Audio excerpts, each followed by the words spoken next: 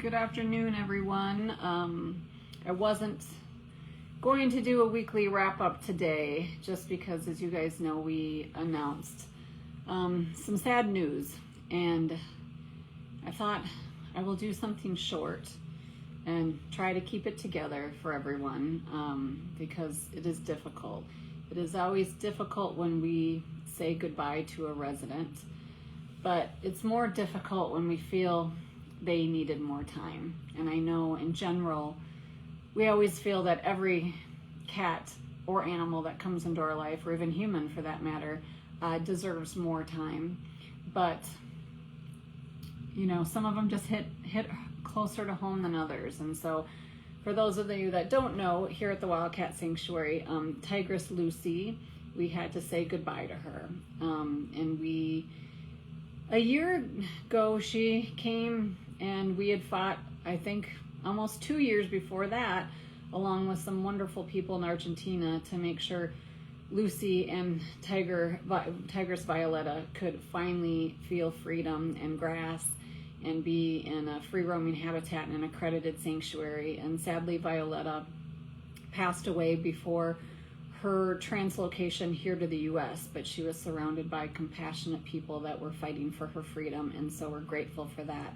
But Lucy did get to make the trip. It took several years. It took wonderful supporters and a very special, kind donor of ours, who he knows who he is, that really helped make that possible. Not only for Lucy, but we also donated through Tiger Conservation in the wild to help wild tigers for 3 years in order to ensure that permit for Lucy into the U.S. And so not only did Lucy help all of us and really get to meet a wonderful tigress, but she also helped tigers in the wild, which is an amazing legacy.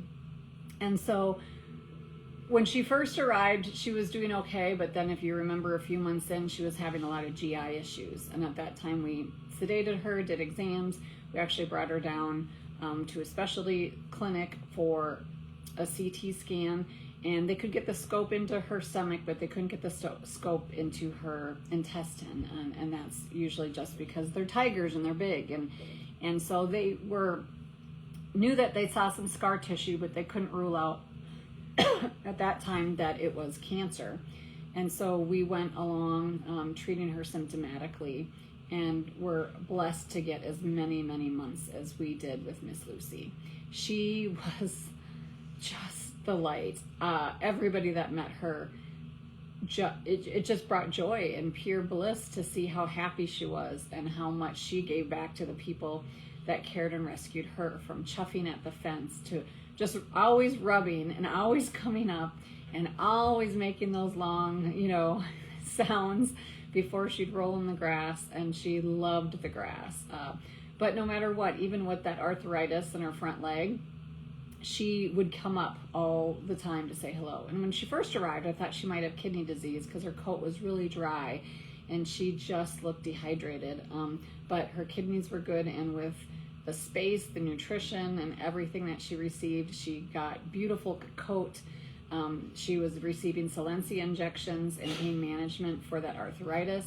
And we all thought that arthritis, that leg, would be her demise, that eventually she couldn't walk anymore. And that wasn't the case. It was intestinal lymphoma that was her demise. But the only good thing that came out of this is she was a little off. I remember doing a few walks around with some donors, and they were like, "Oh, she's sleeping. That's okay if she's not coming up to the fence." And, I put in that back of my mind that, yeah, but that's not Lucy. Lucy never missed an opportunity to come up and say hello and to just show her appreciation to every person she met. And so that in the back of my head, I knew something was up. But I also, being in this for 25 years, was concerned that if we sedated her, we would get information that then would make us have to make a decision. So as long as she was comfortable and we were treating her symptomatically and she wasn't suffering or in pain and she was eating and doing her normal things, we continued that train.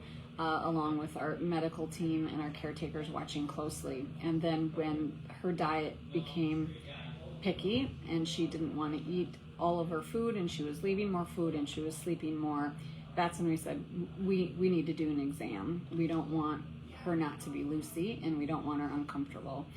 And knowing that we are going into that exam, I was very, very cautious and concerned that we got the outcome that we did, which was there was fluid in the abdomen.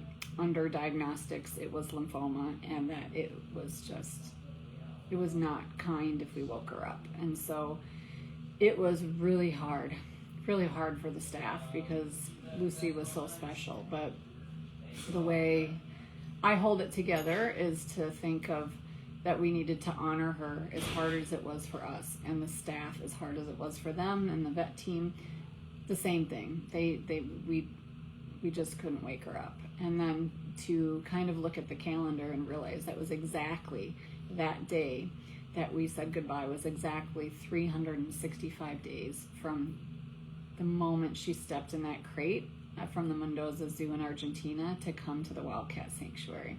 So if you remember, Sultania from Argentina made it over a year.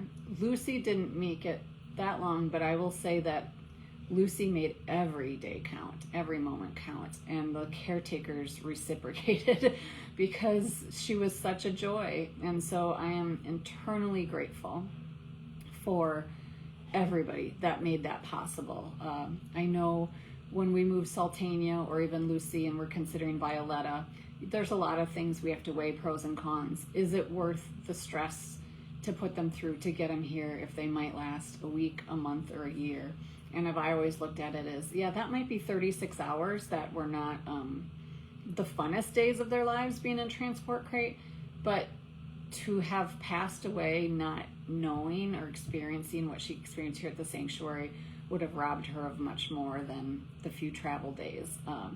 But I do remember Clark, Judson, and I going to the JFK airport when she arrived and expecting we were going to get this big boisterous tigress, and we opened the crate. It was a calm, kind of blank stare girl, and by the time we drove from the JFK airport to the sanctuary, she was chuffing, drinking, and she was saying, "Let me out of this transport crate." And I know so many of you were there on the live post, and I'm sure we'll share it today too again, that live post of her stepping into the sanctuary. It was just at dawn.